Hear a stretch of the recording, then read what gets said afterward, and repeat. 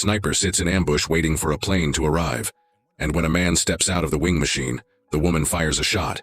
Then she picks up the spent shell casing, pondering her escape plan. Elsewhere, a man wakes up from a nightmare and drives off into the night, hoping to forget the horrific dream. He spends the hours until dawn by the sea, gazing sadly at a happy couple walking their dog. Later, he receives a letter from an unknown sender and sets off to the Marine Corps base. Once on federal property, he proceeds to the office of a woman who calls herself Agent Bartolomeu. She knows that Levi comes from a military family and that he himself is an elite sniper, with 13 particularly difficult kills to his name. After retiring, he took on private contracts, but he is currently bound by no obligations. Although he is ready at any moment to work with the Marines, he refuses any contracts because the military psychologist deemed him unfit for service. He is alone. No girlfriend, no relatives who might worry about him. The man does not use or experiment with substances, because all that affects his accuracy. Levi could have appealed the doctor's findings, but sees no point in doing so, nor in fact in many other things. Meanwhile, at the cemetery of a small Lithuanian village, a man is playing Bach on the accordion when his daughter approaches. She is the sniper we've already seen named Draka.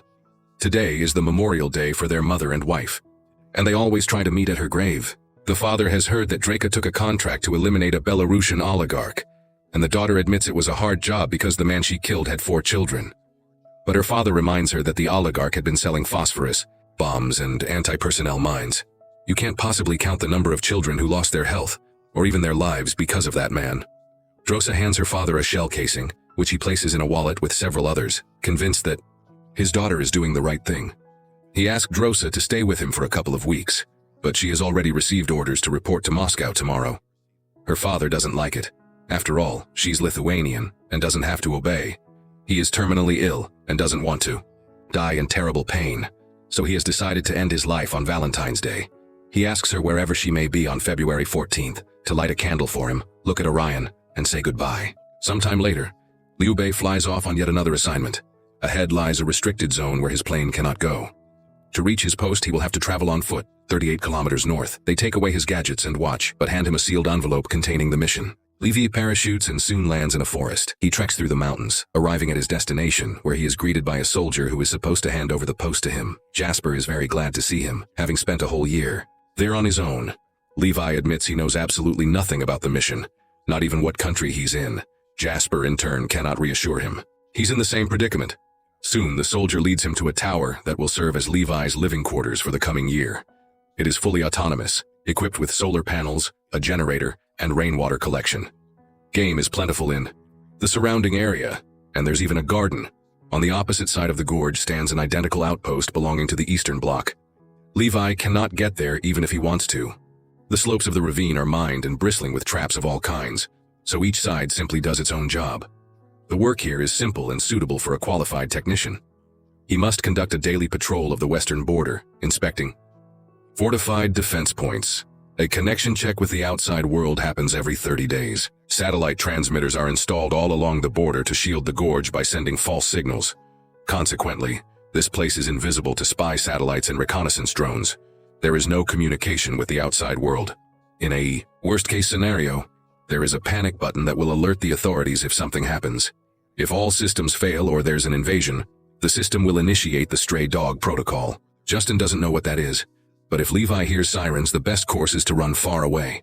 He thinks it's all tied to the Cold War because each year someone from the west patrols this side, while someone from the east watches their own side of the gorge. And for 75 years, no one has ever discovered what's actually inside the gorge. The main objective is not to let whatever's in the gorge get out. A year ago when he took over, Justin also thought his predecessor had gone crazy, but he got to see something the guards dubbed hollow men. Justin doesn't know what they really are, though the phrase is taken from a poet's work. Justin knows that in the late 40s, 3 battalions, 2,040 cavalrymen, were sent into the gorge to clear it out, but none returned. After that, they switched to a containment system. Justin learned all of this from his predecessor's stories, which may well be a broken telephone version. But the soldier himself believes the gorge is an entrance to hell, and they are guarding the gates. The men bid farewell, and Justin heads to the pickup point where a helicopter is supposed to collect him. Soon, the aircraft appears in the sky and drops a cable. But as Justin climbs aboard, the pilot shoots him and throws his body down. Then he reports to Bartolomeu that the rotation is complete. A month passes. Levi diligently fulfills his duties, going on daily patrols, checking all the weapons, ensuring the mines are ready, then radioing his superiors to report that everything is running smoothly. In his free time, he reads. There are plenty of books in the tower after all. One day, he notices a few quotations on the wall, presumably left by his predecessors, dated from past decades. Sometimes he tends the garden, harvesting the last of the season's produce. And one day, he hears the sound of a saw from the other side of the gorge. Looking through binoculars, he sees a woman. Drosa also tries to make out her colleague across the way, but when she sees him move away, she returns to her task. That night, Levi wakes from his usual nightmare, jumps up and grabs his rifle, not realizing he has broken a glass and cut his foot on the shards. Bloody footprints on the floor help him come to his senses. He picks up his binoculars and sees Draza, who also isn't sleeping, but when she notices his gaze, she extinguishes her candles and moves deeper into her room. Another month goes by. Drosa celebrates her birthday and then starts watching Levi. Bored, she decides to play a prank. She fires a shot into the air to get his attention. When he reaches for his binoculars, she holds up a sign asking for his name. He warns her that contact is forbidden, but Draza isn't bothered. She writes her own name and since it's her birthday, declares she'll do as she pleases. Levi laughs, writes down his name and suggests they have a drink in her honor. The woman then turns on music and asks him to dance with her, but Levi insists he has no idea how to dance. Drosa doesn't believe him. Surely there must be something he's good at. Levi confesses that he's a good sniper. Drosa wants proof. Levi places his flask on the edge of the parapet, planning to shoot it, but Drosa knocks it off first with her own shot. In response, Levi ruins her bottle of wine with a bullet. Droste then balances another bottle on her head, showing that he can keep practicing. But suddenly, she loses her balance for a moment, and startled, takes down the bottle, motioning for him to look below. Levi peers into the darkness and soon spots something moving, a strange creature resembling a living tree.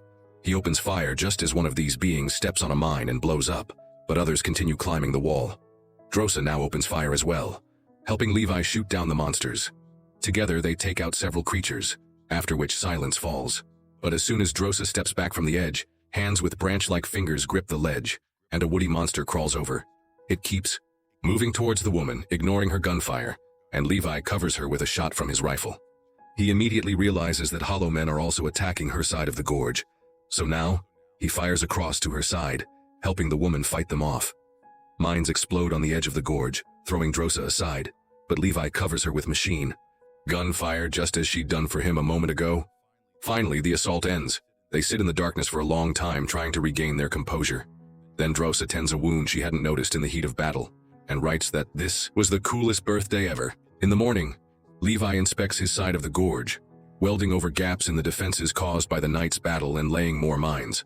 Suddenly, a drone emerges from the gorge below, prompting an immediate reaction from the turret on Levi's.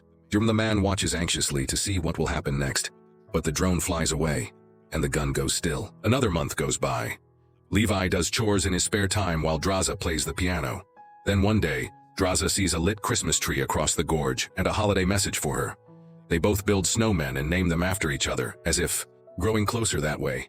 They even start playing chess together, calling out their moves to each other in turn. One evening, the pair sets up a real drum battle using anything they can find as percussion instruments. February arrives. Levi wakes once again from a nightmare and goes out onto the balcony where the wind is howling. He realizes Drosa is also awake. In the morning, he writes her a note, but she doesn't respond because it's February 14th. She turns on a Bach record and cries, remembering her father. When Levi notices this, he asks what happened. Drosa confides that she's having a difficult day and suddenly wishes he were with her. Levi can't sleep all night pondering the situation. Then he reads a quote on the wall about the courage of those who've come far, and sets to work building a complicated contraption. In the morning, Drosa sees Levi firing a grenade across to her shore with a rope attached, thus setting up a makeshift cable crossing. She runs into the woods, finds the smoldering device, extinguishes it, and ties the rope to a tree. Then she spots a note with an invitation to dinner. Levi tidies himself up and gathers a bouquet of wildflowers, then launches himself off his side of the gorge, zipping along the rope. But he slows before reaching Drosa's edge, and must haul himself along by hand, which isn't easy. Drosa invites him to have rabbit pie, and he offers her the flowers. He can't help expressing his admiration. Up close, she's even more beautiful. She suggests he wash up in the sauna first, since he's all sweaty from crossing over. Levi laughs, explaining that he miscalculated the tension on the line. Draca promises to bring him some clothes left behind by previous occupants, but teases him by hanging them a bit too far from the sauna, forcing him to run around naked to get dressed. Later they have lunch and speculate about where in the world they might be. Both of them were drugged during transport, so they have no idea. Levi can say one thing for sure: they're in the northern hemisphere. He then admits he's a sniper. Immediately, Drosa realizes who he is. His shot in Yemen was the pinnacle of marksmanship. Levi shifts the conversation back to their location. Drosa explains that her father advised her not to learn the whole truth. Levi talks about his childhood in Oregon, where his father taught him how to shoot. That night, they turn on music. Andrasa manages to make Levi dance, noting that he lied about not knowing how. He's very graceful. The two grow closer. Afterward, they talk about everything, eager to learn more about each other. Levi confesses that he wrote a poem dedicated to her, but refuses to recite it. In the morning, Levi says goodbye to Drosa, admitting that her pie was simply divine, then heads back across the gorge. But as he nears his side, a mine goes off, the rope snaps, and he plummets into the gorge. Drosa immediately grabs her weapon and a parachute and jumps after him. But dense fog hides a raging river below, and she plunges into it, quickly sinking. She barely manages to cut herself free from the parachute lines, losing her gear, and struggles to survive by clinging to a fallen tree. Meanwhile, Levi hangs unconscious upside down in one of the gorgeous enormous trees, unaware that its branches are coming to life, turning into a strange insect-like creature that's about to devour him. Fortunately, he revives and manages to shoot the monster. Drosa hears the shot and hurries toward the sound, while Levi falls from the tree. Hitting the roots, he realizes they are awakening and trying to pull him underground, apparently intending to feast on him. A gigantic maw-like opening is about to close over him when Drosa arrives and opens fire, causing the roots to retreat. Levi thanks her for coming to his rescue, but she's sure he would have done the same for her. They wander through the foggy forest discussing how to get out of there, when suddenly a horse made of tangled roots charges at them. Riding it is a strange plant-like humanoid. The figure dodges their bullets and then attacks Drosa, while Levi fights off the horse. The pair barely manages to defeat these bizarre creatures. Levi speculates that living humans serve as food for these plant monsters. Then Drosa realizes she lost their rope in the river, and now it's unclear how they can climb back up. She suggests following the river, hoping there's an exit somewhere. Levi points out the remnants of a uniform on the fallen rider. It's all post-war attire from the 1940s. These must be the remains of those cavalrymen who vanished. They set off marveling at the strange, terrifying tangles of trees and shrubs that clearly incorporate human shapes. Before long, they come upon partially demolished structures, apparently damaged by seismic activity. They enter a building that looks like a church and go inside. The pews are still there, and here and there they see human remains on them. LeVay detects a familiar odor and deduces these people died from cyanide poisoning. But how could that have happened? Drosa begs him to leave as soon as possible. When suddenly huge spiders drop down on them from above, they shoot their way out and sprint for the door just as the mummified corpses on the pews start to move. Drosa fires a grenade launcher at the church wall. It catches fire, and they manage to escape this nightmare. They try to hide, but it's impossible. Monsters are everywhere. Drosa suggests they stick close to the gorge wall, where at least no one can attack from behind. They run there and find an entrance to a more or less intact hangar, where they can barricade themselves and get a little rest. Soon they realize this is a base built into the rock of the gorge.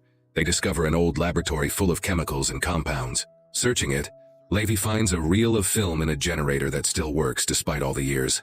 Lights come on, Levi finds a projector, and they watch a film in which a lab worker describes a secret coalition of Eastern and Western nations. Near the end of World War II, while Oppenheimer was creating the nuclear bomb, they were developing a chemical warhead of unprecedented destructive power in this lab. Suddenly, a severe earthquake struck the gorge, destroying the lab. The resulting biochemical contamination fused human DNA with plants, animals, and even insects, turning people into monsters. However, some individuals turned out to be more resilient to the infection. If no mutation shows up within 5 days, a person is immune. The woman on the film shows frightening changes on her body, while Drosa notices a sealed ampule containing some solution. Meanwhile, the scientist continues, saying humanity might be spared only because the gorge is in an impassable region. She begs forgiveness and hopes God will have mercy on them. The film ends. The pair moves on and soon finds a room with modern equipment that clearly didn't exist in the mid-20th century. So the lab must have operated until recently. But why not simply bomb it to eradicate the threat to humanity? Liam starts up a computer and reads the name of a militarized organization, Dark-like. He realizes they weren't working for the military, but for a private company, evidently a very wealthy and powerful one. He knows Dark-like's drones collect hybrid specimens worldwide, so the company must be creating super soldiers and protecting its secrets. Levi then sees a program name, Stray Dog, and recalls Jared's warning. He realizes it's the code name for a thermal bomb that should have destroyed the gorge in the event of a leak, but apparently, the earthquake damaged it. Levi admits that, if they don't make it out, it was still worth it because he got to meet her. They prepare for the journey ahead when Drosa realizes she forgot her bag by the entrance, where all their ammo is. They have no choice but to go back. Tossing a smoke grenade for cover, they head outside. Drosa retrieves the bag, but out of the haze a long root lashes out, grabbing her leg and dragging her away at high speed. It whips past Levi. Some root rider on horseback has seized the woman, carrying her off into the darkness.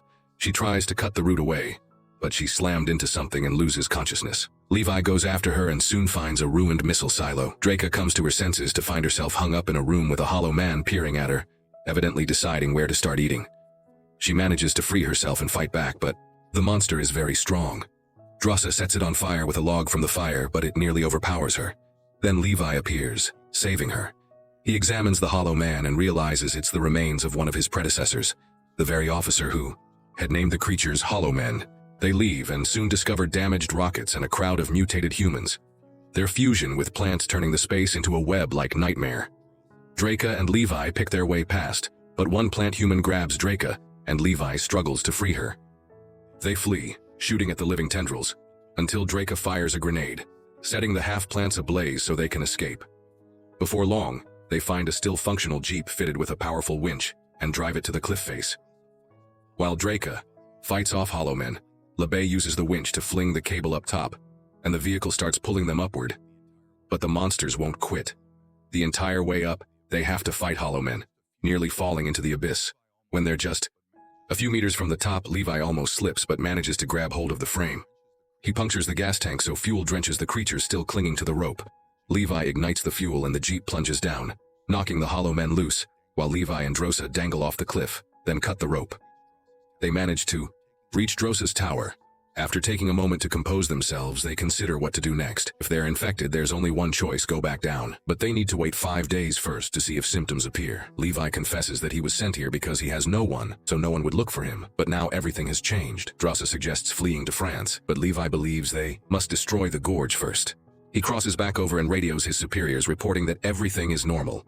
However, the dark-like drones have detected activity from the Eastern Observer, so Bartolomeu orders Lubai's elimination. He has no idea she's watching him on a secret video feed, and is fully informed of his journey below. She orders a helicopter to be prepared. The next morning, Lubai and Drosa make their usual rounds when a helicopter appears. They hide in the forest, but drones find them. The two try to break out of the kill zone of the gorgeous missiles, but the drones open fire, wounding Livy. Drosa manages to shoot down the metal hunters. Finally, they exit the danger area, while Bartolomeu sees the Buddha. Quote, Levi has left on the wall and realizes it's time to flee. But Levi and Draca open fire, triggering a chain reaction of explosions that expose the gorge to spy satellites. Then, the stray dog protocol kicks in. The helicopter takes off but is caught in the blast. Levi is also knocked into the river by the shockwave and disappears into the current. Drosa waits 6 days for him in a nearby cave, then leaves. Sometime later, she settles in France and finally opens his last letter, which contains the poem he wrote for her. She cries, remembering Liam. She begins working in a cafe, and one day she suddenly sees Liam at a table. Drosa holds back from running straight into his arms and simply asks why he's been gone so long. Liam admits he was badly injured. Now, though, he's ready to work in her kitchen. They kiss. The film aspires to be an intellectual horror, a romantic melodrama, an action blockbuster, and a sci-fi horror all at once. But in the end, never decides on which cliff's edge to call home. Please, viewers, subscribe to us, give a like and comment on our story, because it took 2 days to make this video for you. Subscribe to us. It costs you nothing, but it helps us a lot and motivates us to make more videos. So see you in the next video. Bye.